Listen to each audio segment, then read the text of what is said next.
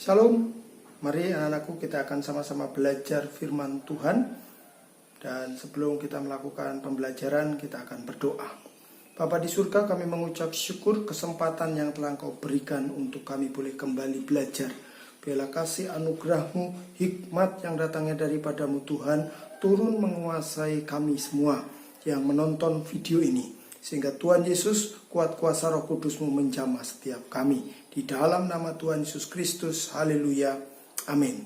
Nah, saudara-saudara, anak-anakku semuanya, kita akan sama-sama menyimak video ilustrasi yang ini.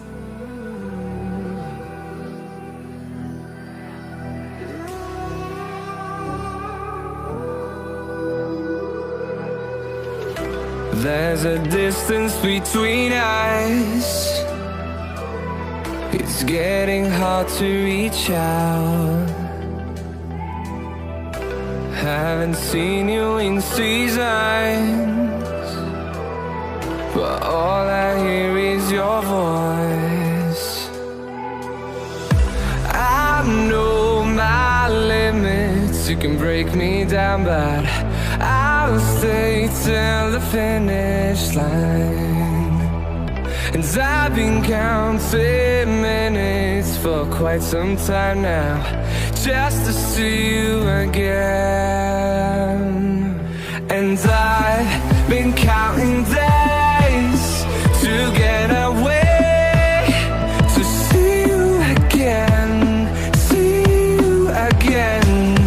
Been fighting ways to get away, to see you again, see you again.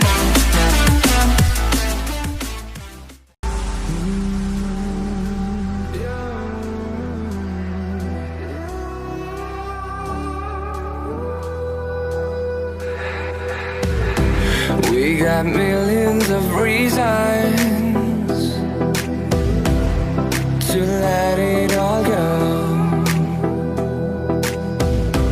Hope we're not too broken. I know I'm not always strong. And I've been counting days to get away, to see you again, see you again. Been fighting ways to get away, to see you again, see you again.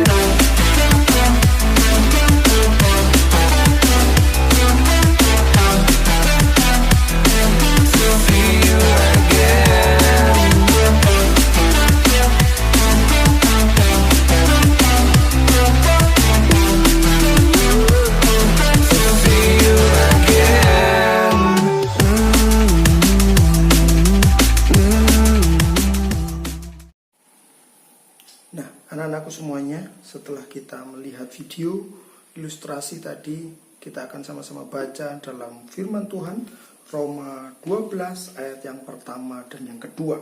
Persembahan yang benar. Karena itu saudara-saudara, demi kemurahan Allah aku menasihatkan kamu supaya kamu mempersembahkan tubuhmu sebagai persembahan yang hidup, yang kudus, yang berkenan kepada Allah. Itu adalah ibadahmu yang sejati. Janganlah kamu menjadi serupa dengan dunia ini, tetapi berubahlah oleh pembaruan budimu, sehingga kamu dapat membedakan mana yang kehendak Allah, apa yang baik, yang berkenan kepada Allah, dan yang sempurna.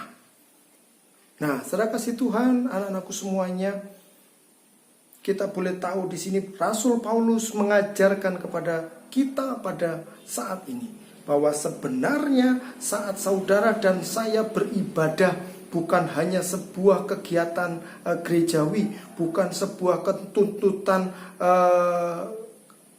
sosial saja, tetapi saat saudara dan saya beribadah, ibadah yang sejati menurut Roma ini adalah bagaimana saudara dan saya menyerahkan hidup kita sepenuhnya kepada Tuhan.